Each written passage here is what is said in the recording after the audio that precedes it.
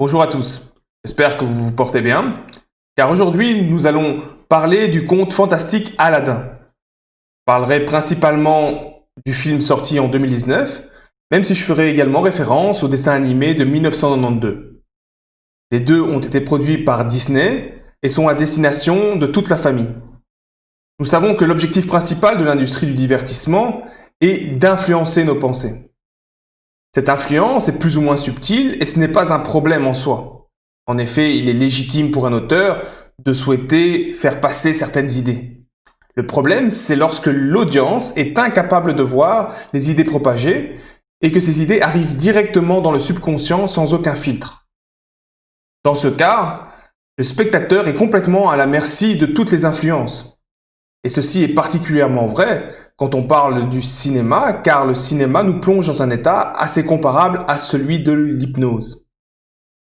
Si je fais cette vidéo sur Aladdin, c'est pour vous montrer comment vous pouvez utiliser le filtre de la loi naturelle afin d'éviter que des idées injustes ou immorales arrivent directement dans votre subconscient ou bien dans celui de vos enfants. Pour ceux qui sont nouveaux, je rappelle que je me base toujours sur la loi naturelle pour déterminer si une action est juste ou non. Cette loi naturelle prédit les conséquences des actions selon qu'elles respectent ou transgressent la vérité qui affirme que la vie nous a tous créés libres et égaux en droit, quelle que soit notre nature. Nous allons donc utiliser ce principe comme filtre dans notre visionnage de ce conte. Et ainsi, nous discernerons plus facilement les idées qui sont justes de celles qui ne le sont pas. Donc, si vous n'avez pas encore vu le dessin animé ou le film, je vous encourage à le faire avant même de regarder la vidéo que je fais là maintenant. Ceci sera un bon exercice afin que vous puissiez voir si vous arrivez à identifier par vous-même ce qui est moral de ce qui ne l'est pas. Sachez également que le dessin animé et le film sont assez semblables, même si, à mon avis, le film propage des idées qui sont moins morales que le dessin animé. Commençons par décrire le cadre dans lequel se déroule cette histoire. Ce film dépeint une société très fortement hiérarchisée, où la soumission à l'autorité est la règle. Donc, on retrouve comme d'habitude cette pyramide avec une minorité de privilégiés qui concentrent l'essentiel des richesses et la masse qui se nourrit des restes. Que ce soit le sultan, la princesse Yasmine ou le grand vizir Jafar, eux font partie des privilégiés. Ils vivent tellement dans l'opulence que pour eux, la richesse matérielle ne signifie plus rien. De l'autre côté du spectre, on va retrouver Aladdin. Lui est considéré comme un rat des rues, il vole pour se nourrir, et de manière générale, il rêve de richesse et surtout de reconnaissance. De manière très claire, si vous vivez dans une société de ce genre, où l'inégalité de droits et de liberté est une norme, c'est que votre société est composée majoritairement de mauvaises personnes. Donc, quand une histoire se déroule dans un tel contexte, vous devez directement appliquer le filtre de la loi naturelle. Vous devez être vigilant face aux idées qui vont vous être présentées. Vous me demanderez pourquoi? Eh bien, parce que, comme c'est le cas dans Aladdin, aucun des personnages ne remettra ce système en question. Tous, jusqu'au bout de l'histoire, considéreront que ce système est juste. La seule chose qui sera remise en question, c'est une seule des lois du royaume, comme nous le verrons plus loin dans cette vidéo. Lorsque ce genre de message atteint le subconscient d'un individu, particulièrement celui des enfants, l'individu risque de trouver que ce genre de système est tout à fait légitime et que ceux qui y vivent sont moralement justes. Surtout lorsqu'ils sont présentés comme étant chaleureux, sympathiques, courageux, etc., etc. Et là, on voit bien que c'est un problème. En rapport avec ces sociétés hiérarchisées, il y a cette idée que la valeur d'un être est liée à ses richesses matérielles ou à ses titres. On voit l'attitude de la population, par exemple, lorsque Aladdin rentre dans la ville en tant que prince Ali. Là, avec l'ambiance de fête, avec les danses, les chants, etc., tout ça valide l'idolâtrie du peuple. Et en fait, c'est tout à fait en accord avec ce qu'on voit dans notre société, lorsque on a ces gens avec leurs petits drapeaux qui idolâtrent les rois, les présidents ou les autres tyrans. Aladdin, dans le film, va jusqu'à lancer de l'argent au peuple, comme on lance des cacahuètes à des singes dans un zoo. Tout ça pour montrer sa générosité et pour se faire apprécier. On doit remarquer également que le génie n'est jamais dupe de la futilité des apparences, et il dit d'ailleurs à Aladdin « Tu ressembles à un prince de l'extérieur, mais l'intérieur n'a pas changé. » Au final, même si Aladdin est reconnu pour son courage et pour son cœur, ce n'est qu'en épousant la princesse qu'il va obtenir les mêmes privilèges et les mêmes richesses.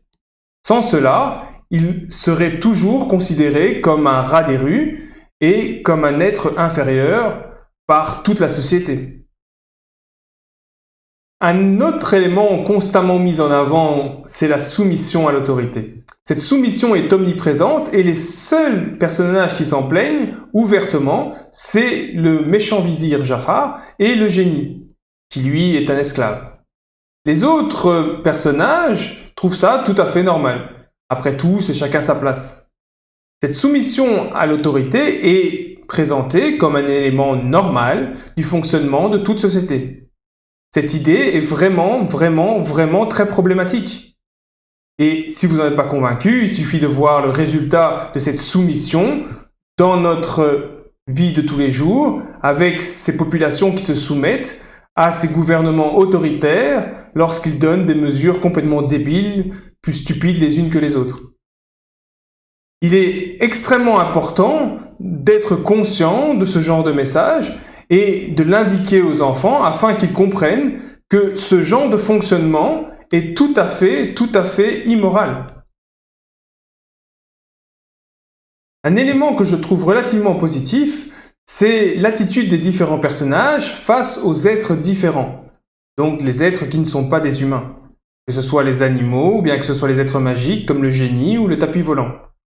En effet, les personnages principaux se comportent avec ces êtres comme ils se comportent avec les humains qui les entourent. Il y a quelques exceptions à ce comportement, comme par exemple quand le sultan dans le dessin animé fourre des biscuits dans la bouche de Iago, mais globalement, il respecte la loi naturelle en considérant ces êtres comme ayant des droits identiques aux leurs. Nous avons souvent parlé sur cette chaîne de la réelle intelligence. Nous avons défini la réelle intelligence comme l'union de trois éléments, l'intellect, le cœur et le courage. Faire preuve d'intelligence, c'est agir avec courage et empathie après avoir discerné si une action va engendrer des victimes ou non. Que peut-on dire du niveau d'intelligence des principaux personnages de cette histoire? Commençons donc par Aladdin, le héros. Aladdin est considéré comme étant un diamant brut, c'est d'ailleurs la seule raison pour laquelle il peut rentrer dans la caverne où se trouve la lampe. Il possède deux caractéristiques nécessaires à la véritable intelligence, c'est-à-dire l'empathie et le courage. D'ailleurs, il vient toujours en aide aux êtres en détresse, que ce soit Jasmine, que ce soit le tapis volant ou les enfants pauvres. Ces caractéristiques sont encore plus visibles si vous regardez le dessin animé. Néanmoins, son intellect ne lui permet pas de réellement faire preuve d'intelligence et donc de vivre en accord avec la loi naturelle. La preuve en est ses actions qui font des victimes, comme le vol, l'intrusion, l'utilisation du génie, etc. Toutes ces actions sont des transgressions de la loi naturelle. De plus, il détruit les propriétés d'autrui, par exemple lorsqu'il essaie de s'échapper face aux gardes. À cela s'ajoute le fait qu'il ne dira la vérité qu'une fois complètement démasqué, malgré le fait que le génie et ses compagnons insistent pour qu'il le fasse bien avant. Donc, Aladdin a beau avoir un grand cœur, il est prisonnier de sa vision du monde dans lequel un être n'a de valeur que en fonction de ses possessions ou de son statut. Il est conscient de l'injustice des lois des hommes, mais il s'y soumet sans jamais réellement les remettre en question. Pour finir, on peut noter ce moment relativement important lorsque Aladdin agit presque en accord avec la loi lorsqu'il promet de libérer le génie. En effet, ce comportement est exceptionnel. Mais pourquoi est-ce que je dis qu'il est presque en accord avec la loi? C'est parce qu'il ne le libère pas immédiatement. Un comportement en accord avec la loi serait de libérer immédiatement, inconditionnellement, le génie. Il ne peut pas utiliser un être qui est en servitude. Donc, pour toutes ces raisons, on peut dire que Aladdin ne peut pas être considéré comme véritablement intelligent. Passons à Jafar, le vilain de l'histoire. Clairement, il a un QI élevé et probablement bien au-dessus de la moyenne. Il a également la volonté nécessaire pour agir et mettre en application tous ses plans. Par contre, il est totalement dépourvu de cœur et donc d'empathie. Il représente parfaitement le genre d'individu mis en avant dans nos sociétés et qui s'octroie le titre d'autorité. Il tue, il maltraite tous ceux qui l'entourent sans la moindre hésitation. Un véritable sociopathe et psychopathe, digne de ceux présents dans nos gouvernements. Il ne peut bien évidemment pas être considéré comme un être réellement intelligent, vu le nombre de victimes que ses actions engendrent. Que dire du sultan, le gentil papa? C'est un être à l'intellect limité, mais pas seulement. Son cœur et son courage le sont également. Ici, l'histoire dépeint le sultan comme un être bon, un peu surprotecteur, mais qui veut le meilleur pour sa fille. Peut-on vraiment dire ça? Déjà, nous savons que les parents ne sont pas les maîtres de leurs enfants. Leur rôle est celui de guide, et une fois que la conscience de l'enfant est mature, ils doivent retirer toutes les restrictions qui ont été faites à leur liberté. S'ils ne le font pas, ils transgressent la loi. Et c'est bien évidemment le cas ici. De plus, un être qui monopolise les richesses et qui vit dans le luxe pendant que le reste de sa population vit dans la pauvreté, peut-on vraiment qualifier cet être d'être bon? Si vous dites oui, c'est que vous n'avez pas été très attentif. Mais bon, ce qui est intéressant de noter, c'est que dans les Disney, la royauté est rarement dépeinte pour ce qu'elle est vraiment, c'est-à-dire le symbole d'une dégénérescence morale de la société. Donc, conclusion, malgré son caractère bon enfant, il n'est pas réellement intelligent. Il peut même être considéré comme étant un être mauvais. Car, en effet, la seule chose qui compte, ce sont les actions. Et ici, les actions qu'il fait, c'est qu'il maintient un système tyrannique, il séquestre sa fille dans un palais, et il a un manque total de respect pour les êtres différents, tels que le perroquet ou le tapis. Donc tout ça, ce sont des transgressions de la loi naturelle, et donc c'est un être qui peut être considéré comme un être plus mauvais qu'un être bon. Personnage suivant, Yasmine, la princesse rebelle. D'abord, notons qu'il y a une très grande différence entre la Yasmine du film et celle du dessin animé, même si dans les deux cas, on doit reconnaître qu'elles ont du cœur, du courage et de l'intellect. Si on commence par le film, ici, Yasmine veut devenir sultan, montrer ses compétences et prouver qu'elle n'est pas juste une jolie potiche ou un objet de prestige. Elle souhaite incarner un nouveau despote éclairé et diriger son peuple comme un bon maître. D'ailleurs, elle fait référence à la population en utilisant plusieurs fois l'adjectif possessif « mon », comme lorsqu'elle dit à Jafar « Tu cherches la gloire sur le dos de mon peuple », comme si elle en avait la charge. Conclusion, la version du film de Jasmine ne peut pas être considérée comme véritablement intelligente. C'est juste une version un peu moins destructrice de Jafar. Par contre, dans le dessin animé, l'unique chose qu'elle désire, c'est récupérer sa liberté. Ce qui inclut évidemment la possibilité d'épouser qui bon lui semble. Elle dénonce clairement la loi injuste et immorale des hommes qui l'empêche de se marier par amour. Elle comprend que la liberté n'a pas de prix, et c'est pour toutes ces raisons que cette version du personnage se rapproche davantage d'un être intelligent. Juste une petite remarque en passant, dans la chanson sur le tapis volant avec Aladdin, lorsque Aladdin dit « je vais t'ouvrir les yeux », c'est un peu culotté de sa part, car S'il y a bien une personne à qui on doit ouvrir les yeux, c'est bien lui. En effet, Jasmine, elle, a l'air de voir clairement par-delà les apparences. Le dernier personnage dont nous parlerons ici, c'est le génie.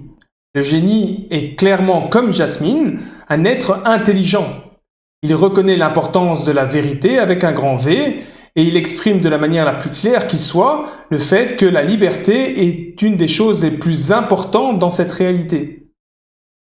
Il faut remarquer également que la version du dessin animé est plus intelligente que celle du film. Le seul comportement qui n'est pas intelligent de la part du génie, c'est lorsqu'il utilise Abu, le petit singe, sans sa permission pour en faire un véhicule. On voit clairement à travers les différents personnages l'importance ultime de la liberté, sous toutes ses formes. Ceux qui reconnaissent cette vérité agissent avec justesse et en accord avec la loi naturelle. Ils finissent d'ailleurs par la récupérer, contrairement à ceux comme Jafar qui la perdent par soif du pouvoir. Maintenant, que serait une de mes vidéos sans mes chers suiveurs d'ordre, fléaux de ce monde? Ici encore, ils répondent présents et sont fidèles à eux-mêmes.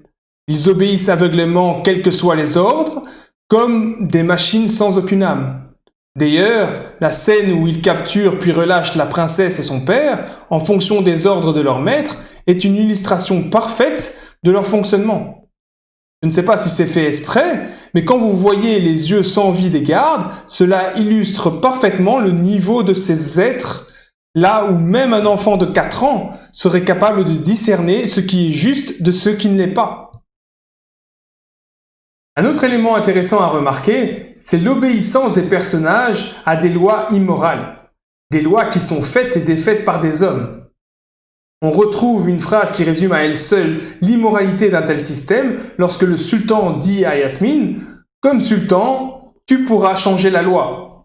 Ou bien la phrase similaire dans le dessin animé où le sultan dit « Je vais changer la loi car je suis le sultan après tout ». Ceci correspond totalement à ce qui se passe dans nos systèmes actuels, où vous avez des lois qui sont faites par les hommes et qui sont totalement injustes. Ce sont des lois qui varient en fonction des tyrans et des changements culturels. Vous avez des lois dans un lieu et la loi opposée lorsque vous traversez une ligne imaginaire. Ces lois ne sont ni absolues ni immuables, et ça, contrairement à la loi naturelle. Pour finir, quelques phrases qui méritent un commentaire. D'abord, cette phrase dite par la maman de Yasmine « Nous les élites n'aurons de bonheur qu'à la hauteur du moins heureux de nos sujets ». Cette phrase, sous ses airs de bienfaisance, est extrêmement manipulatoire. Son but est de montrer à quel point l'ancienne reine est bonne et généreuse, presque une sainte. Déjà, ce qu'il faut noter, c'est que le bonheur, ce n'est pas la justice. Et il y aura toujours des êtres humains qui seront malheureux ou simplement qui ne seront pas heureux. De plus, dans cette phrase, on ressent la condescendance par rapport au peuple. Donc on a bien, nous les élites, nous sommes comme des parents qui veillons au bonheur de notre peuple. Un peu comme nous avons ces psychopathes du gouvernement et des conseils scientifiques corrompus qu'on a actuellement, qui veillent sur notre sécurité, sans notre consentement évidemment, mais toujours pour notre bien. Une phrase peut-être plus juste qui aurait pu être dite, c'est « Je ne trouverai pas de repos tant qu'un seul être souffrira d'injustice dans ce monde ». Maintenant, quelques phrases intéressantes qui sont prononcées par Jafar. D'abord, lorsque Jafar dit à Aladdin « Vole une pomme et tu es un voleur. Vole un royaume et tu es un homme d'État ». Une phrase remplie de vérité. Une autre phrase intéressante, c'est lorsqu'il parle de la règle d'or. En la définissant comme cela, il dit, c'est la règle qui dit « Celui qui a l'or fait les règles ». Pour ceux qui ont déjà vu mes vidéos précédentes, vous savez que la règle d'or, c'est un principe qui est lié à la loi naturelle et qui stipule que l'on ne doit pas faire à autrui ce qu'on ne voudrait pas qu'on nous fasse à nous-mêmes. Et ici, en fait, la règle d'or est prise au sens littéral pour énoncer une vérité de cette réalité immorale. De manière générale, vous remarquerez que dans de nombreuses histoires, c'est souvent les méchants qui vont énoncer les plus grandes vérités. Les héros, de leur côté, sont généralement des êtres naïfs qui se battent pour le statu quo et pour le maintien de leur société injuste. Je finirai donc par la phrase du génie qui dit « Être mon propre maître, une telle chose est plus précieuse que toute la magie et tous les trésors du monde entier. » Donc voilà, si vous avez trouvé ce genre de vidéo instructif et si vous souhaitez que je fasse la même chose sur d'autres films ou d'autres dessins animés, n'hésitez pas à me le faire savoir. Sur ce, comme toujours, je vous remercie de votre attention. Continuez de suivre la voie de la lumière et je vous dis à bientôt.